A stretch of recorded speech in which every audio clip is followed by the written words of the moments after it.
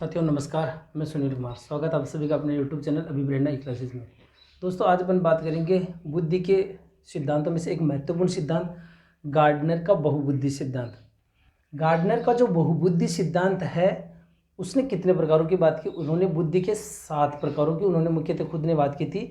इसके बाद में उनके जो विकास की बात करें तो उनके बाद में 2 जो बुद्धि के प्रकार उनका विकास हुआ, जिसे अपन प्राकृतिक और अस्तित्वपरक बुद्धि कहते हैं। लेकिन मूलतः गार्डनर के द्वारा बुद्धि के 7 प्रकार बताए गए। अब यहाँ पे गार्डनर का जो बहुबुद्धि जो सिद्धांत है वह क्यों प्रसिद्ध है? गार्डनर का बहुबुद्धि सिद्धांत जो है उसके प्रसिद्ध होने का सबसे बड़ा कारण है यह है कि गार्डनर जो है प्रत्येक व्यक्ति की विलक्षण योग्यताओं की बात करते हैं। प्रत्येक व्यक्ति की विलक्षण योग्यताओं की बात करते हैं और वो कहते हैं कि बुद्धि जो है, ठीक है, बुद्धि के जो सभी प्रकार है एक दूसरे से स्वतंत्र है। बुद्धि की जो सभी योग्यताएं अपन कह सकते हैं वे एक दूसरे से स्वतंत्र है। इसका मतलब क्या है? इसका मतलब यह है कि सभी योग्यताएं जिस भी व्यक्ति में जैसे एक बुद्धि की बात करें, जैसे भाषागत बुद्धि, तो जरूरी नहीं है कि उसमें तार्किक, गणितीय या देशिक या संगीत बुद्धि भी अनिवार्य रूप से अच्छी हो। कहने का मतलब क्या? सभी योग्यताएं एक दूसरे से स्वतंत्र, एक व्यक्ति में एक से अधिक योग्यताएं भी हो सकती हैं, लेकिन ये अनिवार्य नहीं कि जिस व्यक्ति में एक कौशल अच्छा है तो उसमें दूसरा कौशल भी अच्छा होगा। तो ये गार्डनर का बहुबुद्धि सिद्धांत है। गार्डनर का जो बहुबुद्धि सिद्धांत है एक महत्वपूर्ण बात और कहता है कि प्रत्येक व्यक्ति जो है उसमें कोई ना कोई विलक्षण योग्यता, यानी हो सकता है उसमें भाषागत बुद्धि नहीं हो लेकिन उसमें तार्किक गणितीय बुद्धि हो सकता है, उसमें तार्किक गणितीय बुद्धि नहीं हो लेकिन उसमें संगीत बुद्धि अच्छी है। लेकिन हर व्यक्ति में कोई ना कोई कुशलता, कोई ना कोई योग्यता अवश्य होती है। तो यहाँ अपन सबसे पहले बात करते हैं गार्डनर के बहुबुद्धि सिद्धांत में सबसे पहले भाषागत बुद्धि की बात करेंगे। लेकिन इससे पहले गार्डनर के बहुबुद्धि सिद्धांत से संबंधित आपको कई एग्जाम्पल पूछे जाते हैं। जैसे एक शिक्षक है, उसमें कौन सी बुद्धि हो? तो अधिकतर स्टूडेंट सोचने पर विवश हो जाते हैं कि शिक्षक में कौन सी बुद्धि होती है। लेकिन इनमें आपके सामने जो गार्डनर के बहुबुद्धि सिद्धांत के प्रकार की बात करें तो 8-9 प्रकार है। तो ये आपके लिए सोचना भी एक बड़ा चिंतन का विषय हो जाता है कि इसको हम कौन सी बुद्धि में डिवाइड करें। लेकिन अगर आपने कंसेप्ट को हर एक को अच्छे से समझा है तो निश्चित रूप से मैं कह सकता हूं कि आप इस चीज़ को समझ सकते हैं कि इसमें कौन सा प्रकार होगा। चलिए इसकी मैं आगे बात करूंगा, लेकिन सबसे पहले शुरुआत करते हैं इसमें भाषागत बुद्धि। देखिए गार्डनर की पहली बात है कि भाषागत बुद्धि किसमें होती है? जिस व्यक्ति में भाषागत बुद्धि अच्छी होती है वे व्यक्ति भाषा के उत्पादन एवं उपयोग करने की उनमें योग्यता अच्छी होती है। यानी अपन इनको क्या कह सकते हैं? जिन व्यक्तियों में भाषागत बुद्धि होती है वे व्यक्ति शब्द कुशल होते हैं। वे व्यक्ति क्या होते हैं? शब्द कुशल होते हैं और उन शब्दों के अलग अलग अर्थ निकालने में भी एक्सपर्ट होते हैं। तो सब भाषागत बुद्धि किन में कह सकते हैं? जैसे अपन बात करते हैं, जैसे एक लेखक हो सकता है और एक कवि, ये शब्दों को अलग अलग अर्थ निकालने की इनमें योग्यता होती है, ठीक है, और उन्हें अलग अलग परिप्रेक्ष्य में एक ही शब्द को अलग अलग अर्थ निकालने में इनकी योग्यता अच्छी होती है। इसलिए उनमें हम कौन सी बुद्धि मानते हैं? भाषागत बुद्धि। तो पहला इसमें क्लियर हो गया। सेकंड है तार्किक गणितीय बुद्धि। अब देखिए जिन व्यक्तियों में तार्किक गणितीय बुद्धि होती है उन लोगों में आलोचनात्मक चिंतन करने एवं तर्क के आधार पर समस्याओं का समाधान करने की योग्यता अच्छी होती है। देखिए तार्किक एवं आलोचनात्मक चिंतन करने की योग्यता, जो व्यक्ति है तार्किक एवं आलोचनात्मक चिंतन करता है और उसी के आधार पर वह व्यक्ति समस्याओं का समाधान भी करता है। अब कौन कौन लोग ऐसे हो सकते हैं? जिससे अपन एक तो विशेषकर गणितीय क्षेत्र में भी इस योग्यता का काफ़ी महत्व है। जैसे अपन कह सकते हैं कोई वैज्ञानिक है या नोबेल पुरस्कार जो विजेता है उनमें अक्सर कौन सी बुद्धि होती है? तार्किक गणितीय बुद्धि। ये जो मैं गार्डनर का बहुबुद्धि सिद्धांत वो एनसीईआरटी की जो 12th की जो बुक उसके आधार पर में, क्योंकि आजकल एनसीईआरटी की बुक के आधार पर ही आपको कई क्वेश्चन पूछे जा रहे हैं। तो एक दूसरी बात, जो भी चैनल पर ने सबसे पहले आप चैनल को भी जरूर सब्सक्राइब करें। तीसरा अपन प्रकार की बात करते हैं बेसिक, जिसको अपन कह सकते हैं स्थानिक या स्पाटियल इंटेलिजेंस। ये महत्वपूर्ण आपके लिए कि जो देशिक बुद्धि किन में होती है। देखिए जिन व्यक्तियों में देशिक या स्थानिक बुद्धि अच्छी होती है उनमें मानसिक प्रतिरूप बनाने की योग्यता अच्छी होती है। अब यहाँ पे आपको समझना है कि मानसिक प्रतिरूप क्या है। यानी कोई भी व्यक्ति कार्य कर रहा है उससे पहले मस्तिष्क में एक मॉडल बना लेने की जो योग्यता जिन लोगों में होती है उनमें आप कौन सी बुद्धि बताओगे? स्थानिक बुद्धि। जैसे एक क्वेश्चन ये पूछ लिया गया कि मानसिक प्रतिरूप बनाने की योग्यता गार्डनर के किस बुद्धि के प्रकार के अंतर्गत आती है? तो जो क्वेश्चन आपको इजी लग रहा है वो उतना ही जटिल भी है।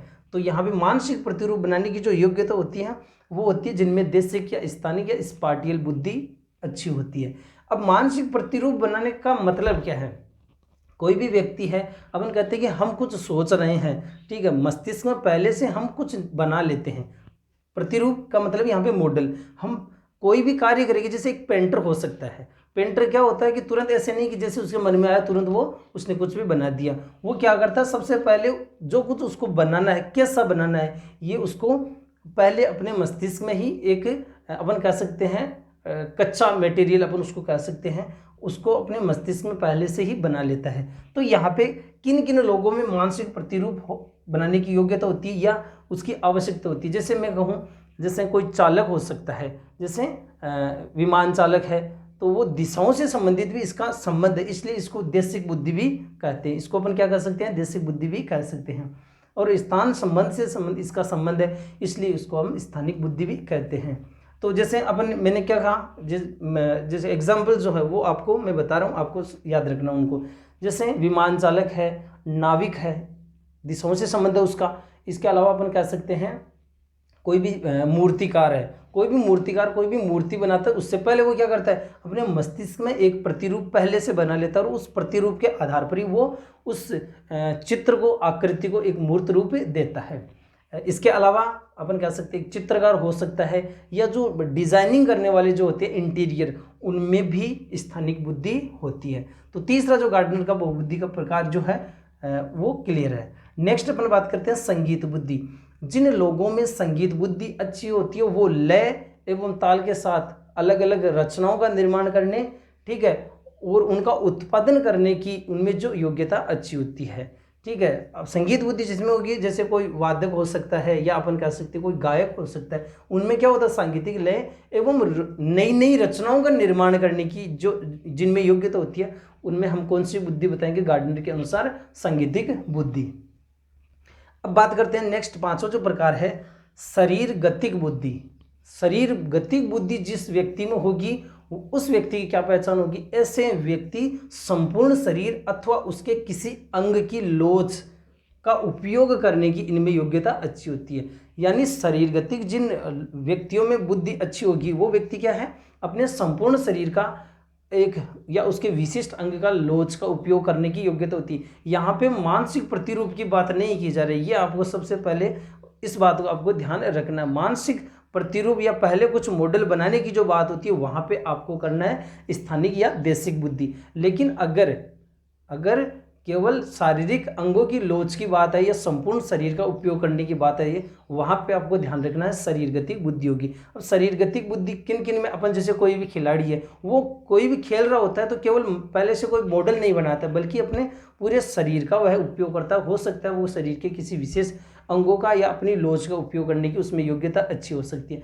जैसे कोई भी जिम्नास्ट होता है, इसमें सबसे महत्वपूर्ण जो शब्द है इसको अपन कह सकते हैं पूरे शरीर का यहाँ पे उपयोग होता है, जबकि देशिक जो बुद्धि होती है वहाँ पे शरीर का पूरे अंगों का उपयोग नहीं होता है। तो यहाँ पे अपन कह सकते हैं शरीर गति बुद्धि के अंतर्गत जैसे कोई भी खिलाड़ी हो गया, ठीक है, या अपन कह सकते हैं शरीर गति के अंतर्गत कोई भी जिम्नास्ट हो गया, धावक हो गया, ठीक है, डांसर हो गया, इन सब में क्या होता है अपने शरीर का उपयोग करने की योग्यता होती है, इसलिए आपको उनमें क्या बताना है, इनमें शरीर गति बुद्धि आपको बतानी है। क्लियर। नेक्स्ट अपन बात करते हैं जो छठा प्रकार है अंतर्व्यक्तिक बुद्धि। देखिए एक तो है अंतर्व्यक्तिक और एक है अंतर्व्यक्ति। अंतर्व्यक्ति को अपन कैसे कहते हैं, इंटरपर्सनल, और ये हो गया इंट्रापर्सनल इंटेलिजेंस। इंटरपर्सनल यानी अंतर्व्यक्तिक और आंतरव्यक्ति, यहाँ पे इन दोनों के बीच में भी स्टूडेंट कई बार कंफ्यूज हो जाते हैं। अंतर्व्यक्तिक अंतर्राष्ट्रीय आप जैसे शब्द का उपयोग करते हैं दूसरे राज्य के लिए, ठीक वैसे ही अपन बात करते हैं